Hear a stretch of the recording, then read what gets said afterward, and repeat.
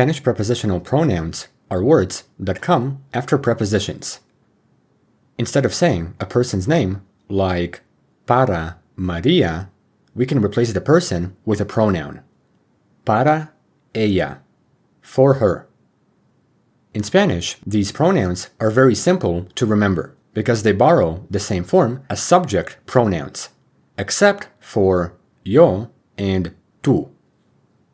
Mi, ti, él, ella, usted, nosotros, nosotras, vosotros, vosotras, ellos, ellas, ustedes.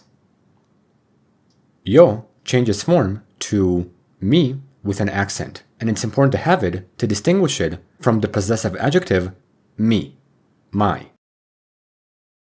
To understand how to use prepositional pronouns, we have to see their pattern, which works with a preposition and a pronoun, like para mí, de ti, con ella, sin nosotros. As a special case, the preposition con, with, has a fused form, where mi and ti combine into one word. Conmigo, with me. Contigo, with you. An example of that is puedes venir conmigo. Quiero hablar contigo. These forms are mandatory, so it's not possible to say con mi or con ti. At the same time, Spanish has a reflexive prepositional pronoun that talks about oneself, specifically himself, herself, or themselves. The topic of reflexive verbs is for the next video, but here we can just see an example. Él habla de sí mismo. He speaks about himself. The word mismo is affected by gender and number, so it can be used for emphasis. After learning the system, it's possible to practice with common prepositions that are seen with prepositional pronouns. A, de, en, con, para, por, sin, sobre.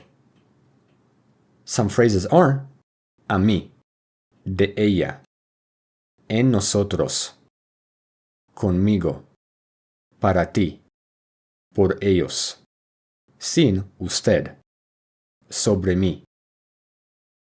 When seeing the pronouns in context, they come after a preposition, indicating that they are not subject pronouns, but prepositional pronouns. Moreover, Spanish has a contrast between prepositional pronouns and object pronouns, which I showed in the previous video.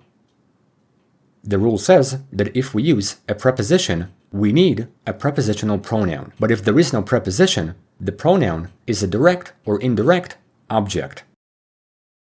For instance, ella me habla means she speaks to me, but ella habla de mí means she speaks about me. In English, the case has a preposition in both sentences, but Spanish often doesn't need it because the indirect pronoun is specific enough. The reason I mention this is that Spanish can specify the person with the construction a plus a person, which I also showed in the previous video. Here, this idea is understandable because the person doesn't have to be someone's name. It can also be a pronoun, specifically a prepositional pronoun. Spanish can add this construction to clarify the person for emphasis. In a sentence like le doy la carta a Juan, the pronoun is le, and its person is Juan. But because le is ambiguous, it's better to indicate the person in context. However, it doesn't have to be a name. It can also be a pronoun, like le doy la carta a él. I give the letter to him. In this case, we know that the person receiving the object is masculine because of the prepositional pronoun él. This is especially important because le can mean to him, to her, or to you formal, so a él removes ambiguity.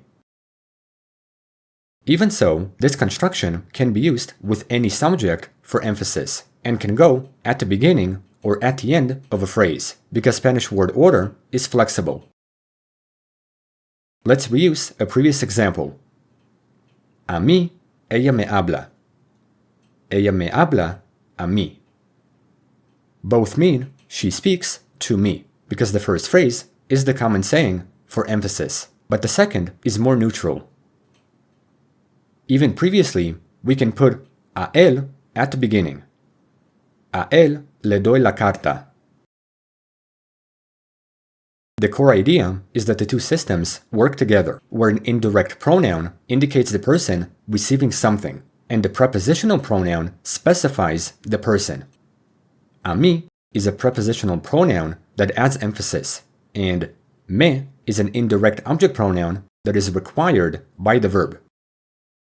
In simple words, the pronoun me does the grammar work, but the phrase a mí adds clarification and emphasis, especially with names, so specifying the person is very common and often preferred. In conclusion, Spanish does not replace the indirect object with a plus a person. It simply repeats it by specifying the person with a prepositional pronoun or a person's name. Even though it's a small concept, it is essential because many Spanish verbs require prepositions appearing in everyday expressions, so they help you sound more natural and less repetitive. Importantly, many of you have heard of the Spanish verb gustar, and the language has a lot of verbs that function in the same way. The reason why it's important to know prepositional pronouns is that verbs like gustar almost always repeat the person for emphasis. This concept will be shown in a separate video, but first, it's better to see pronouns here and later understand how it applies to verbs like gustar.